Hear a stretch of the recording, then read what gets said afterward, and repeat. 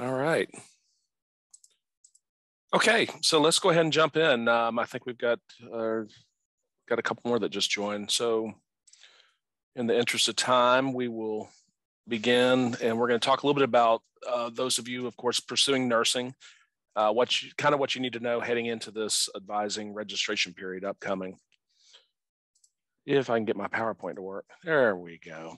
So just generally speaking, I mean, advising is handled so differently across campus. It's hard to say this is exactly how it's done for everybody. So some of you are assigned to Britt. Some of you may be assigned to me, possibly. Some of you are assigned to HHS Advising Center. Britt, you want to talk a little bit about how you handle your appointments with your students? Yes. So in the next couple of days, or at least by the end of this week, I will have advising appointments in Starfish. They will be for small groups, so 4 students at a time, and we'll meet anywhere from an hour to an hour and a half, depending on really how prepared you are when you actually come to the session. If you have everything kind of completed and everything looks good and you don't have any questions, you may be pretty much in and out in 30 minutes. So, that's why I did some of the Zoom sessions I did last week, so that you're more prepared for when you come to the advising appointment. Those will be available through Starfish, and I will have step-by-step instructions on how to go in and schedule through Starfish if you do not know. For the Health and Human Sciences department, they set up advising appointments differently. Yours may be virtual, they may be over the phone, they may be through email. It depends on what you want. So you can set up virtual appointments with them, but you'll do that through the HHS Advising Center. Yeah, someone asked, I think you're covering it, but when exactly should I make my advising meeting, this week or next week? Once I post that they're available. Yeah, and you'll typically start now. So if you try to schedule with me now, I have some individual appointments in there, but those are for my upperclassmen, and I won't accept it because I have to meet with those students one-on-one right now. The reason that I do small group advising, and again, it's only 4 students, so you're still going to get a lot of individual attention, but I feel like you guys learn from each other, that you hear questions that other students have, and you're like, oh, I didn't even think about that. And I also want you to connect with some other students, so that's why I do the small group advising. And just for example, for me personally, I tend to work with students that are a little bit further along than you guys are. So I'll meet sometimes with some sophomores or juniors or seniors that have maybe transferred in. I put my appointments out in Starfish just during the peak advising period. So I use Starfish for this upcoming period. I'll use it again in the spring. I'll email all of my students who are assigned to me to let them know that the Windows advising appointments are available. And what I also do is I look at the individual students and I sort them based on how many hours they've completed, because as you guys are learning, the seniors, their registration window opens earlier than your window would open. So I want to go ahead and email them first and say, hey, schedule an appointment. I've got the early ones out there, get them now. Because for most of you guys, most of you won't register until that, first weekend, towards the end of the first week in November, or around the 10th November 9th and 10th is when it opens if you're classified as a freshman. Yep. If you transferred in any credits at all, under 30. So if you transferred in and you even have 1 credit that you transferred in, then you'll register on the 9th. If you didn't transfer in any credit, you register on the 10th. And I did mention to people during Zoom sessions last week, if you have not gone into the,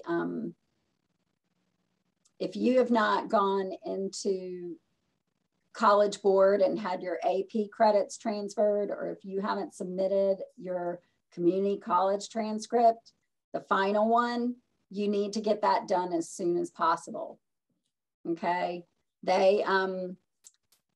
Your registration could be blocked if you don't have your transcripts from the community college in, if they're waiting for those. AP credits, that's fine, but still go ahead and get those transferred in as soon as possible. Yeah, we talked about Schedule Hero coming out on October 13th. Yeah, yeah, I think maybe they'll have Austin McKim from that department, your first year experience department, running around in do they have a costume for him yet? I don't know. He'll probably be on campus. He's getting ready to chime in. Anyway, we'll have some stickers. Stickers can be passed. You can find some stickers if you want. I won't be a mascot though, I promise. Not yet, but it's coming, I'm sure. They'll use one of the old Spiro costumes or something. And anyway, I'm just kidding. So for all of you, no matter where you're at, I mean, we always tell students to be prepared for your advising appointment. That means to go ahead and anticipate what you should be taking. Most of you should be in the School of Nursing Advising Class of 2025 Canvas page that Britt has put together. I think there's maybe a couple that Britt noticed from who's on this session right now who might not be in that group, and we'll make sure, you guys need to make sure you email either Britt or myself, and we can get you added to that group. There's a ton of information in there that's going to help you stay on track for nursing, and she updates you guys frequently on things that you need to be aware of and dates that are coming up and approaching. Britt, anything else on that? No. Yeah. Okay. But, even though we're not available necessarily for meeting with you for advising, you can still email me with any questions that you have. Once you come up with your schedule with your assigned advisor, if you want me to look over it, I would be happy to. I just don't have the time to advise everybody unless you are assigned to me specifically. Yeah, but we're both available to help answer those questions you have. We want to make sure, if you have a question, just, and you've heard this before, I think we sound like a broken record. Don't leave it to chance. Don't just assume what you heard across campus is the way you need to be going about things. If you have a specific question related to the nursing program, how to, what it's going to take to get in, what courses you should be taking, and you're not certain, please reach out and we'll get to you. I mean, this upcoming period is going to be really busy, and but don't take that as a sign that we're not interested in helping you. We're here to help you. I forgot to capitalize DegreeWorks down here. I don't know what I was thinking, but anyway, always go in and look at DegreeWorks. Make sure you are looking at the MAC requirements, you have to do the what if analysis, right? Because if you're listed as HHS pre-health studies, it's not going to show any of the nursing school requirements. So you have to go in and do a what if and select nursing, BSN and nursing, and then hit process or submit. And it'll dump all your courses that you're taking, anything you maybe have transferred in, and it'll put it right in the DegreeWorks so you can see how you're making progress. But we always emphasize, build around your sciences each semester. If you're pursuing nursing, you need to bite the bullet with these sciences. And some of you took 2 sciences this fall, biology and chemistry. Some of you may be only taking 1, which is probably biology. We'll get to that here in a second with the sample schedule. All right, here we go. All right, so here's kind of a summary of what building around the main sciences look like. So obviously, if you took the blue section here, if you were currently in Bio 111, 111 lab, and Chemistry 103, and maybe the 110 lab, some students are planning on taking the 110 lab later. That's fine. But the key here is, are you taking Bio 111 and Chemistry 103? Then you're likely going to build around anatomy or physiology in the spring. Either one's fine, along with Chemistry 104. In the gold tab or boxes over here, if you started with no sciences or at least Bio 111, then you're going to build around, I should have put Bio 111 plus lab, or it's time to bite the bullet with anatomy, Bio 271 or Bio 277. I failed to put that next to, because you're not going to take Bio 111 again if you've had it already. But if you haven't had Bio 111, you need to get going with Bio 111 and chemistry. And we probably need to talk to you about considering one of the main sciences possibly over the summer if you have yet to take any of your sciences yet, at this point in time. Anyway, what did you guys, anybody have any questions about this slide? Where most of you are going to aim for around 16 semester hours in the spring, especially if you started with 14 hours this fall. All right. Okay. Okay. Now this looks like a headache looking at it. If you're looking at this on your phone, you probably can't see all this, but I just want to emphasize it's important for you guys to know why you're taking courses. Why are you even in Bio 111 right now? Well, because it opens the door for pretty much every bio course you have going forward. You can't go straight from Bio 111 to microbiology, Bio 280, without taking either Bio 271 or 277 first. So I've highlighted these 4 sciences here because we try to keep that front and center to building your schedule around these courses, because you really want to knock out at least 3 of these by next December if you're on the 4-year track and planning on applying to nursing school beginning next December 1st, 2022. So build around these sciences. Most of you will hopefully be taking Bio 271 or 277 in the spring. You'll put the other one off maybe till the fall, and then you'll end up in microbiology in spring of 2023. Chemistry 104 can be in this coming spring or next fall. Okay. And then you want to just incorporate some of these other classes, maybe 1 or 2 at a time until you wrap them up as well. But don't ever build a schedule around, I'm going to take anatomy and physiology together along with statistics, nutrition, and philosophy in the same semester. That will put you in an early grave. All right. Somebody said, will there be any summer classes available to take to get ahead? Maybe. Absolutely. They haven't completely built the summer schedule yet. They're looking at it. They're trying to anticipate what's going to be available and what they're going to add. But they will typically have many of these courses that are on here, if not all of them, offered over the summer. You do have to be extremely careful, though, when you're taking, for instance, physiology and lab over the summer. It's a whole semester's worth of coursework in about a little bit over a 5-week period. So if you do consider taking one of those courses over summer, we ask that you pretty much try to clear your schedule as much as possible during that 5-week period. In other words, working 30 to 40 hours a week at the same time you're taking that class would not, set you up to be successful.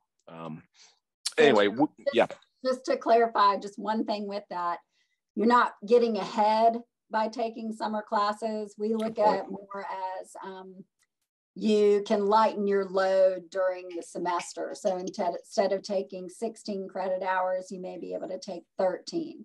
But in the summer, in the nursing program, we have 1 application process a year. If you're a first-time freshman this fall, even if you took summer courses, you wouldn't be able to apply to the program any earlier. Okay. That most of you are looking at spring of 2023 for when you're going to be applying to the program. Mm-hmm. Yeah, that deadline every year to apply to the program is February 1st. So it'll open December 1st. It closes February 1st. So you guys should be on track for February 1st, 2023. The only other time to really consider taking one of these courses possibly over the summer, and we'd want you to work this out with myself or Britt. Britt's one of your main contacts, but if you're considering studying abroad at some point, that could be feasible to consider. Well, maybe I'll move one of these sciences into the summer to free up that spring of 2023 so I can study abroad while I apply to nursing school, but I'm abroad and I don't have to worry about trying to take microbiology overseas somewhere. Okay. But if that's something you're thinking about doing, it's a good time to start having those conversations now, even though it's a full, year and almost a half away. It'll be here before you know it. Okay. All right. Next page. Now, priority admission. This is something else you guys are probably sick of hearing about, but we like to revisit it as much as we can. It's a real deal. I mean, it is it is. Each year, Britt and I look at each other and try to anticipate, well, how many's going to qualify this year? And last year we had 47, and I think there's a pretty strong number approaching that again this year, Britt. Have you peeked at it a little bit, or you don't want to jinx it? Yeah, and actually, just so you know, because we didn't really go over priority admission during SOAR. So if the students here came to a Zoom session last week, they heard more about real details about priority. So some of them may not have heard about priority. Good. Well, it's out there. It's on our website. Please let us know if you have any questions about it. After this session's over, don't hesitate, because I say it all the time. You can stamp your own ticket to nursing school, and that's a big deal. So again, if you have any questions about this, just let us know. All right, so this is going to be a little confusing looking, but you know how we have a 4-year sample plan of study that we talk about often. It's on the Canvas page that Britt has. It's out there as a resource. It's on our website. There's really 2 different paths you could have followed starting out. Now, some of you are going to fall in a different category. Some of you that may be transferred in a ton of coursework, dual enrollment, maybe while you're in high school, you took a lot of college, that you're tracking something a little bit different than this. But for most of you, you're either going to you either started out with 2 sciences this fall, or 1 science, as I've outlined here. Now, again, remember the earlier slide where it said build around your sciences. You may have something that starts out with Bio 111 and Chem 103, but it looks different with Soc and English or whatever. A lot of your schedules were dependent on, what seats were available. So just if you can build around those sciences each semester, and then some of these other courses can slide in, earlier or later or whatever. Okay. Again, you want to try to build around the sciences and add in at least 1 or 2 of those nursing prerequisite courses each semester. So you can kind of see these 2 different scenarios here with fall. Now that means going into spring, if you had 2 sciences this fall, you're probably going to be following something like anatomy. Whoop, what happened? I got clicky happy there. You're probably going to be taking anatomy or physiology in the spring, along with chemistry 2, which is chemistry 104. And you can add in either psychology or your communication studies, whatever. If you started with only 1 science right now, then you really need to get going with your chemistry classes, because you most likely will take chemistry 103 in the spring. You can add the chemistry 110 lab if you want, or you can put it off until maybe the fall with chemistry 104. So the fall of 2022 is what I'm getting at. You guys have questions about this? Somebody had asked, what do you think the no sciences schedule would look like? So if you're not intending on taking any sciences in the spring, I kind of need to know more details. Do you have some that have transferred in? Are you just putting them off a little bit? I'll answer them both my questions I'd raised there. If you're just putting sciences off for a little bit, then you're likely going to have to add an extra full year to your schedule. So if you haven't taken any sciences in the fall, then yes, you're going to want to start with Bio 111 and Chemistry 103 in the spring, because you'll need Bio 111 prior to being able to take anatomy or physiology. So Bio 111 in the spring, Chemistry 103 in the spring, but you'll have some decisions to think about for summer. Does it make sense for you to go ahead and take either anatomy or physiology over the summer? So you can take one in the summer, the other one in the fall, and then you end up with microbiology the following spring. It's not good to try to take 2 of these bios together in the same semester. Okay. Yeah, and I think, when you're asking these types of questions, these are good follow-up meetings to have. The good news is spring semester doesn't start till what, like January 10th or somewhere along there. So the key is over the next month or so, let's try to either set a brief appointment individually to talk about your specific situation, and we can map it out, okay? And look at the different options on how you could go about staying on a 4-year track and squeezing it all in versus possibly considering adding an extra year, depending on what other courses you haven't taken. We do get students that change their mind and want to pursue nursing after they've been here a semester or two, and they were following a different track, and now all of a sudden they're pursuing nursing, and it oftentimes it leads to that extra year, a 5-year track basically, which, Britt and I, depending on when you talk to us, we've both agreed that this program would be better suited if you had an extra semester on the front end. So if you did it like in 4.5 years, just to balance out the sciences. A lot of students, and if you're doing it right now, I don't know, I'm not going to ask for a show of hands, but Bio 111 and Chemistry 103 with 2 labs can be a tough start. It's a lot. Okay. All right. So we've got about 5, 6, 7 minutes left. You guys can either, I don't know if you can unmute if you want to ask that way or just do it in the chat box. That's fine as well. Let me get rid of this share screen, stop share. There we go. Let's see. All right. So if all what would spring look like, and I would have to be on campus. Okay. So that's the other question, to catch up in the case of not taking sciences right now, and now you're a little behind, would you have to be on campus? Not necessarily. I mean, there are ways to take some of these courses at other institutions, either online, and that's a dirty word now. People, when they hear, hey, you want to do an online course? We're hearing more and more like, no, I don't. Some still love it, but for the most folks, it's like, I'm done with online. Some of your local community colleges will have some of the courses that will allow you to maybe stay at home, closer to home, and take some of these prerequisites. But make sure you check with us beforehand. There is an Anatomy and Physiology 1 and Anatomy and Physiology 2 course that's offered, but we cannot accept those unless you take both of them. So that's 2 4-credit hour courses that have to be taken consecutively for us to be able to accept those courses in place of Anatomy and Physiology. So please reach out to us so we can map that out for you. That's something you may hear across campus, and somebody will say, oh, why don't you just take that at the community college? They'll take it.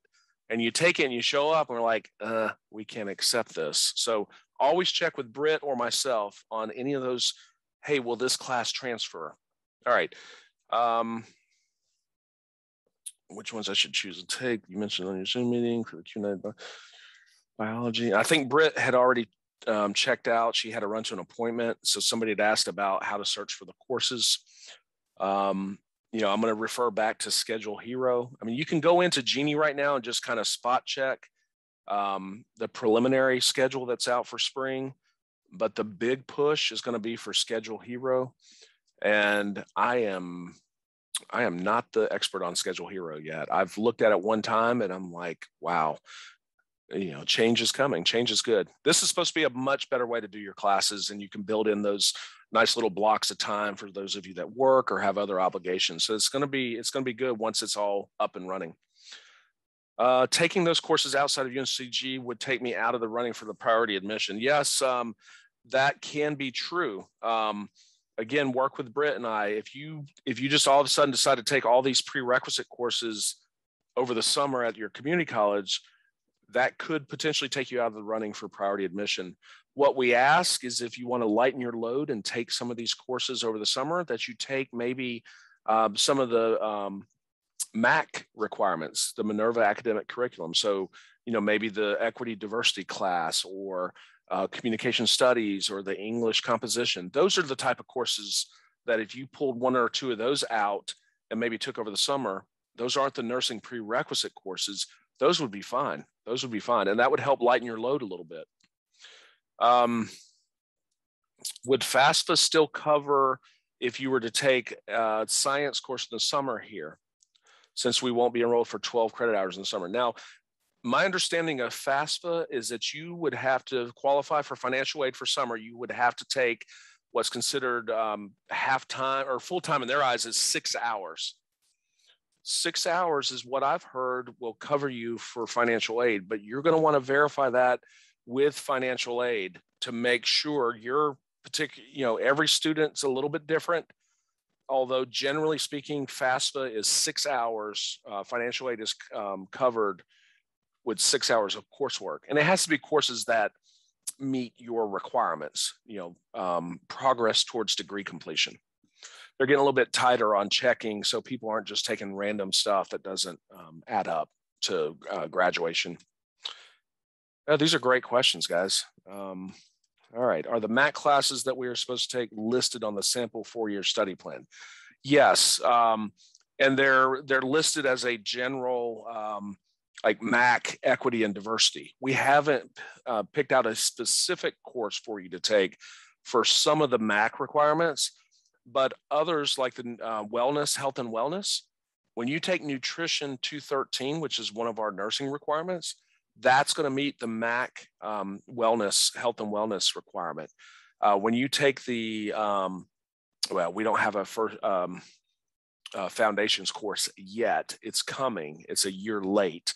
But some of you will be taking a MAC foundations course most likely in the spring. It might be a FYE course, for instance. But there's several of you. You can literally match up, I think 6 of our nursing prerequisites to get into nursing school will meet those MAC course requirements. All right. When should you sign up to get your CNA during the summer? Yeah. So, we speak a lot about it's important to, kind of tiptoe into the nursing field to get a peek. And a good way to do that is to get your nursing assistant, CNA. It's hard to squeeze it in during the school year, though. Fall semester, spring semester, I mean, you guys are taking 14 to 16 hours. You've got other things going on. It's hard to also add a CNA training program. So if you get the opportunity, maybe during fall break or during, winter break coming up, which isn't too far around the corner, check with your local community college to see if they will be offering a CNA training program next summer. That's an ideal time for you to get it. It will certainly matter by the time you guys apply because the application is going to change for your group. In addition to your GPA, your science grades, we're still going to require the ATITs exam. That score is not due to us until the application period when you apply, which will probably it's not going to be due till February 1st, 2023. But in addition to those components, the committee is going to want to know what else you bring to the table. Do you have any healthcare experience? And a great thing to put on your application then will be that you're CNA certified and you also work as a CNA. For those of you that already work as a CNA, keep it up. Some students do this and only work maybe an 8-hour shift once every 3, 4, 5, 6 months. That's fine. You only need to work at least 1 8-hour shift during your first 2 years to renew it. So, this gives you a great view on what the nursing profession looks like. And do you like dealing with patients like you think you like dealing with patients? This will give you the firsthand experience of knocking on that patient's door. And yeah, you've heard me say it before, not so glamorous things you'll have to deal with working as a CNA, but that's a good way to get that experience. Can we take the CNA exam directly without joining like a certification class? No. Used to be years ago, you could challenge the CNA exam.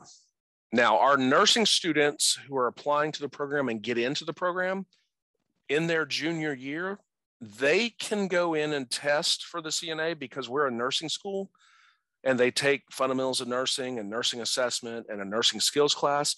We're able to go in and say, hey, Department of Health and Human Services, our group of junior students are ready to test for the CNA. I've listed them in your database, and then they go out and they test for it, and that's all good. But at this stage in time, you can't you can't just show up and challenge the test. The community colleges, I'm not from North Carolina. So if you're in the Greensboro area, we have Guilford Tech. You know, I think if you just did a community college search in my area, you'll probably get 2 or 3 that'll show up. Alamance Community College, Forsyth Tech, Guilford Tech, you've got Davidson. There's quite a few within an hour from here. All right. I don't think of anything else I can tell you guys. These are great questions. And I was worried that we weren't going to have anything else to talk about once we got through the slide, because we wanted to keep it as brief as possible with the slide presentation, because I'm sure you guys are at the point now where you can just about teach all this stuff, which is good. It's a lot of information. It's honestly, it is. Britt and I are so used to talking about it that we know it inside and out. We sometimes forget. For many of you, this is the first time you're hearing some of this information, so it can be quite overwhelming. But I'll reiterate what I said earlier. Don't leave it to chance. Don't listen to the rumors or the naysayers across campus. You're going to hear people really trying to talk you out of pursuing nursing. Come to us, and if we can't meet with you during this upcoming 4-week advising period, well, guess what? November and December, we have the ability to meet with you then. We can do, I'm going to handle most of my appointments via Zoom.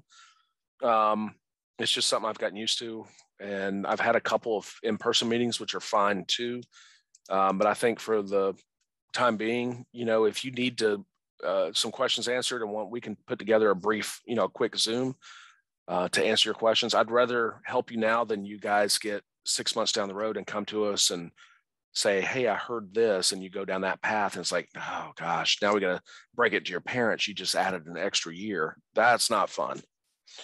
So don't ever hesitate to ask questions. That's why we're here. And if you email me and he never responded, email me again, or come bang on my window out here and say, hey, where are you, man? I emailed you twice. You haven't responded. We do get busy, but you know, perseverance is something you need to know. You need to perseverance, be that pain in the rear if you have to be to get up with one of us, because we don't want you using that as an excuse that, oh, they never responded to my email. All right, I'll stop there. Any other questions, anything you guys have, let me know. I'll stay on for any advice to help us know if we're truly ready for this program. Yeah. You know, it's extremely competitive. You know, you want to be, ideally you want to track priority admission if you can. So aim for that 3.5 mark. And if you don't meet priority admission, then your GPA is probably going to want to be a little bit higher than 3.5, because those are the bare minimum. 3.5 GPA, no lower than a B in those 4 main sciences, a 78 on the T's or better. If you're falling a little bit short of that, then we say aim for a 3.6 or 3.7 overall GPA. If you've struggled a little bit this semester and that GPA sounds completely unreasonable, then, you know, let's revisit it and figure out what your path forward should be. Because a lot of you, it's about finding your footing and finding a routine that works for you. And sometimes that doesn't happen until 2nd semester or even 3rd semester. So, you know, I'm all for having upfront, frank discussions about, it's hard to talk generally because every student's situation is different. We can certainly map out a plan. I've had students that go on and get a different degree in a different area on campus because they love at UNCG. I've had students go to business school or public health or whatever, and then they turn around and come back a year later and apply to the program because they're ready. You know, strong science grades, what it's going to take to get in. A solid T-score, most likely 78, 80 or above. You know, that GPA, that kind of drives everything, okay? So if you're having some difficulties with some of that and you want to talk through it and come up with a plan B to figure out what your path might be, we're here for that as well. All right, does UNCG do CNA testing? I finished a CNA course at a community college, but I did not take the exam yet. No, we do not. You would have to have, your registration would have to be handled through the Department of Health and Human Services. And that's a North Carolina department. they handle, and I think it's through Pearson VUE, if I remember correctly. I could be wrong there, but you have to be listed with them for you to be eligible to test for the CNA. So you're going to want to go back to the community college and ask what the procedure is or the process is for you to take the exam. You should have a year to two after you take the training course. You're still eligible to take it. Just make sure you study up on the written portion and you practice the skills as well before you go and take the exam. Let's see. Any other advice I can think of? Just stay active. You guys are, still kind of finding your way here. I didn't mean to put UNCG's motto in there, that find your way here, but you're trying to find a routine. You're trying to get into, I'm hearing a lot with our students that are a little bit further, like some of the sophomores are really struggling with physiology right now. The grades aren't looking so good in there. I think taking advantage of those resources, finding a way to build tutoring into your semester every semester, whether it's one course or two, just bite the bullet and sign up for tutoring for the course that you think you're going to have the most trouble with, and just it's almost like an exercise routine. They always say it takes X number of weeks before it becomes a habit. Same thing with the tutoring. If you just make that, that's my other class. I'm taking it no matter what. I'm just going to power through and I'm going to use it. Build that into your routine. That's what I hear the most. That's the most help from students, is that they've taken some extra time to devote to the courses they're struggling in. Someone asked a question: if we took nursing assistant one class in high school as dual enrollment, does it count as an elective? Not for our nursing program. It does not. It doesn't even transfer here as coursework. But again, it does matter if you took CNA training and you also passed the CNA exam and you're certified. Use it. Work as a CNA. That's going to help you on applications going forward. It's going to help you on job resumes going forward. It's going to give you kind of a leg up on the students that decide not to get their CNA. Okay. So there's nothing better than sitting in an interview to say, hey, as a CNA, I learned to work closely with the nurses in my facility, and I got to know the patients, and I really developed a strong blah, blah, blah. That goes a long way. It shows a sign of confidence in your skills, and it shows to future employers that, hey, this person's really serious about being a great nurse. And I know it's still a little scary with the pandemic going on.